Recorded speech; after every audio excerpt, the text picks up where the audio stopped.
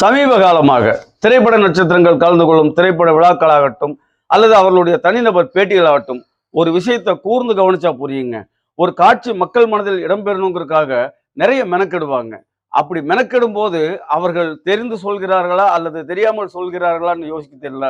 ஆனால் அவர்கள் சொன்ன செய்தி மட்டும் உண்மை. நீங்க கூர்ந்து கவனிச்சா தெரியும். இந்த காட்சி மக்களுக்கு பிடிக்கணுங்கிறதுக்காக நாங்க நிறைய மெனக்கெடுவோம். அப்ப என்ன பண்ணுவோம்னு கேட்டா, சிகரெட் பிடிச்சிட்டே நாங்க யோசிப்போம். தண்ணி அடிப்போம். ட்ரிங்கிங் அதிகமா யூஸ் பண்ணும்போது அந்த காட்சி சிறப்பாக வரும். ஆனால் அவர்களுடைய ஆரோக்கியம் கெட்டுவிடும். அதன் அடிப்படையில் இன்றைக்கு ஏராளமான சிறந்த கலைஞர்கள் மரணத்திற்கு ஆளாக்கி இருக்கிறார்கள்.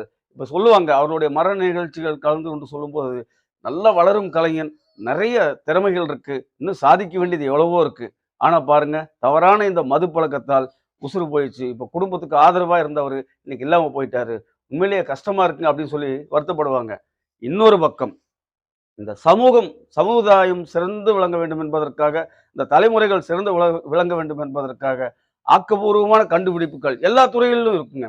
விஞ்ஞானம், மருத்துவம், விவசாயம், விண்வெளி போன்ற எல்லா துறைகளிலும் சிறந்த படைப்பாளிகள், விஞ்ஞானிகள், அறிஞர்கள் இருப்பாங்க. இவர்கள் எல்லாம் பார்த்தீங்கன்னா, தங்கள் கண்டுபிடிப்புகள் நிறைவேறும் வரை தன் பாதையை, தன் லட்சியத்தை மாற்றிக்கொள்ளாமல் இந்த சமூகத்திற்காக உழைத்து தன் கண்டுபிடிப்புகள் வெற்றி பெற்றிருக்கிறார்கள்.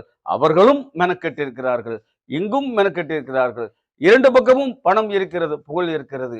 ஆனால் ஆரோக்கியம் இருக்கிறதா என்று கேட்டால் யோசிக்க வேண்டும். பெற்றோர்களை நீங்கள் யோசியுங்கள். உங்கள் பிள்ளைகள் எந்த திசையில் புகழ் இருக்கிறது என்பதற்காக ஆரோக்கியத்தை இழக்கும் திசையில் செல்ல வேண்டுமா? அல்லது தலைமுறை தாண்டி பலன் தரக்கூடிய ஆரோக்கியமான விஷயத்தில் கண்டுபிடிப்புகள், படைப்பாளிகள் நிறைந்த திசையில் செல்ல வேண்டுமா என்பதை தீர்மானியுங்கள். இந்த நாள் இனிய நாளாகட்டும்.